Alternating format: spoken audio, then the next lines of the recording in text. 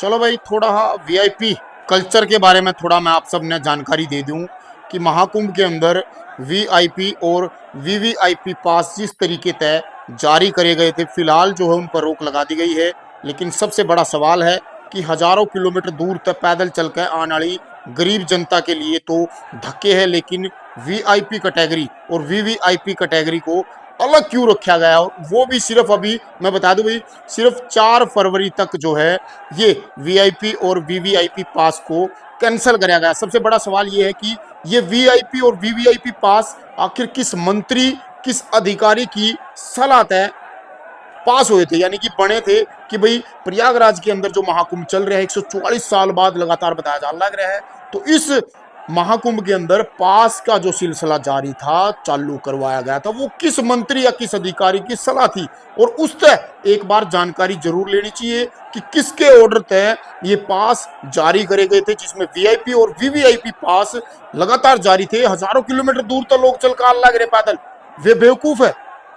क्योंकि एक सबूत के साथ मैं बात करूंगा कि देश के अंदर 30 अप्रैल 2014 को मन की बात में देश के प्रधानमंत्री नरेंद्र मोदी ने साफ तौर पर किया था कि भी हम वीआईपी कल्चर को खत्म करके ईपीआई कल्चर जो है लेके आना चाहते हैं, और लेके आ चुके हैं, जिसमें लाल बत्ती की गाड़ियां बंद कर दी गई थी।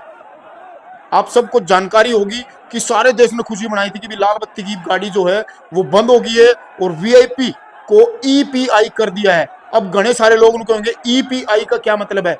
ईपीआई का मतलब है एवरी पर्सन इंपोर्टेंट, यानी कि कोई वीआईपी नहीं होगा। हर आदमी, हर इस देश की जनता, चाहे वो गरीब हो या अमीर हो, उनकी सिर्फ एक सिंगल लाइन बनेगी। और इसके बाद अगर मैं बात करूं तो जून में, यानी कि 8 जून 2024 ने एक फैसला यूपी सरकार के द्वारा, यानी कि आदित्यनाथ योगी के द्वारा लिया गया था, जिसमें वीआईपी संस्कृति को खत्म करने की बात करी गई थी।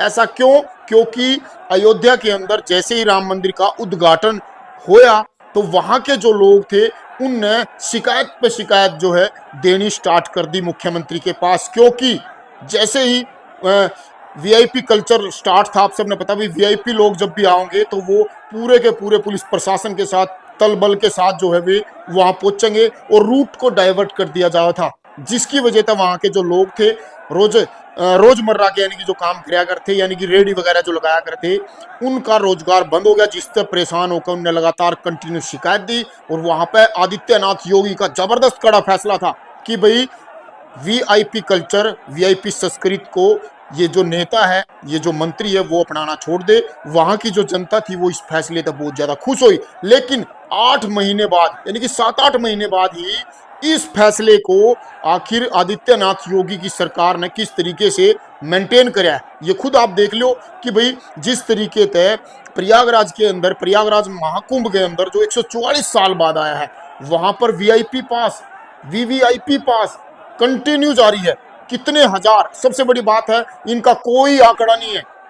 ईब तक जितने पास वहां बांटे गए, चाहे वीआईपी हो चाहे वीवीआईपी, यानी कि ईपीआई जो देश के प्रधानमंत्री नरेंद्र मोदी ने एक टाइम कहा था 2017 में कि भी ईपीआई है सब, अब वीआईपी कोई नहीं है, वीवीआईपी कोई नहीं है। तो अब इस महाकुंभ के अंदर ईपीआई कहां है? ईपीआई भगदड़ में किस तरीके से मारा गया है, आंकड़ों को किस तरीके से छुपाया गया है। शुरुआत में आंकड़ा कुछ बता रहे थे, अब कुछ और आंकड़ा। अब तक ये आंकड़ा मात्र 30 पर पहुंचा है, सोशल मीडिया पर ये आंकड़ा 50 तक भी, 80 तक भी पहुंच रहा है। लेकिन प्रयागराज जो प्रशासन है वो आंकड़े आखिर छिपा क्यों रहा है? अब आप सारे के सारे सोच रहे होंगे कि भी कित वीआईपी और कित महाकुंभ को किस चीज का ये जिक्र कर रहे हैं। 3 भगदड़ जो है प्रयागराज में हुई है, लेकिन आंकड़ों की मैं बात करूं तो ईब तक स्पष्ट आंकड़े वहां के प्रशासन ने योगी सरकार को अब तक नहीं दिए। यानी कि ये जो जनता है जो लगातार कंटिन्यू, एक चीज मेरे समझ में नहीं आती, स्नान होता है, पूरा दिन बीतता है, 2-3 घंटे के अंदर रिपोर्ट आ जाए इतने करोड़ लोगों ने स्नान कर लिया। जबरदस्त टीम लग रही है प्रशासन की, लेकिन उस प्रशासन के पास जितने वहां पर मौतें हुई है भगदड़ में, उसके आंकड़े आखिर ईब तक 6 मिलियन खातिर सा केडर उन लग रहे हैं। यो एक बहुत बड़ा सोचने वाला सवाल जरूर है। और आप सबके भी मन में होगा कि भाई भगदड़ में आखिर कितने लोग वहां पर मरे हैं। अगर आपके भी आसपास का लोग कोई शख्स वहां पर गया था, अगर उसकी मौत हुई है, तो एक बार आप कमेंट करके ने हमारे को जरूर बताओ। और इस वीडियो को जो आप ज्यादा से ज्यादा शेयर करो कि क्या मन की बात में कही गई बात देश के प्रधानमंत्री नरेंद्र मोदी के द्वारा झूठ हुआ है, उस बात पर कोई एक्शन नहीं लिया जावे। और एक और भी बात मैं आप सबने बता दूं कि लगातार जो है देश की मीडिया, अब मैं देश की मीडिया की मैं बात करूं तो जिस टाइम भगदड़ मची, कोई मीडिया वहां चैनल वाला नहीं था।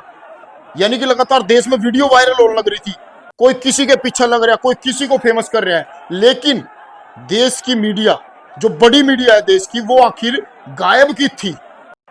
और जैसे ही वहां पर एक बड़ा सुपरस्टार चैनल, जिसने मैं लगातार किया करूं, ललन टॉप का जब रिपोर्टर वहां जावा है, तो वहां की कड़वी सच्चाई जनता के बिल्कुल श्यामी लेकर आवा है, सरकार के बिल्कुल श्यामी लेकर आवा है और सवाल भी करे है।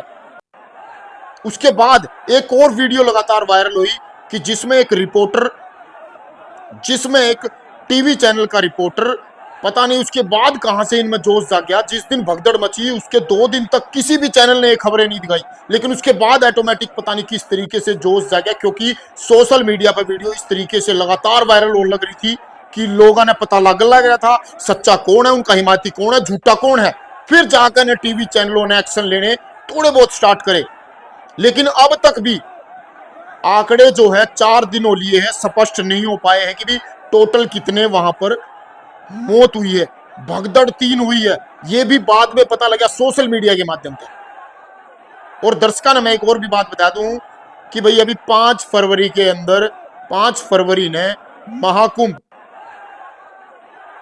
में देश के प्रधानमंत्री नरेंद्र मोदी पहुंचेंगे और स्नान करेंगे। और उसके बाद आप खुद एक बार एक चीज नोट जरूर करियो कि आपके फोन में, आपके टीवी में, हर जगह आपको देश के प्रधानमंत्री नरेंद्र मोदी दिखेंगे। लेकिन भगदड़ में हुई मौतों का आंकड़ा बताने खातर कोई श्यामी नहीं, कोई सच्चाई दिखाना नहीं चाहता, क्योंकि भगदड़ के बीच उनका कोई नहीं था, क्योंकि भगदड़ के बीच उनका कोई नहीं था। उनका अपना जानता तो शायद उनको पता लगता। वीआईपी कल्चर, वीवीआईपी कल्चर को ईपीआई कल्चर में बदल दिया गया। इसमें कितना कदम है, अब तक ईपीआई हो पाया है या नहीं, क्योंकि आज तक अगर मैं बात करूं महाकुंभ के अंदर रोक दिया गया वैसे तो वीआईपी और वीवीआईपी पास, लेकिन 5 फरवरी के बाद पता नहीं क्या होगा, फिर स्टार्ट हो जाए। और अगर ये दोबारा स्टार्ट कराया गया था महाकुंभ में, अगर ये वीआईपी और वीवीआईपी पास अगर लेकर आए थे, तो इसका मतलब तो भाई फिर समझदार हो ना। देश के प्रधानमंत्री नरेंद्र मोदी के फैसले को भी ठोकर मारी गई और यूपी के मुख्यमंत्री आदित्यनाथ योगी के फैसले को भी ठोकर मारी गई। आखिर इसका असली जिम्मेवार कौन है इन वीआईपी पास और वीवीआईपी पास का? ईपीआई कुछ नहीं। इस वीडियो ने जो है आप शेयर जरूर करो और कमेंट में अपनी राय जरूर लिखो कि असली इस भगदड़ का, जो महाकुंभ के अंदर जो भगदड़ हुई है, इसका असली आरोपी कौन है।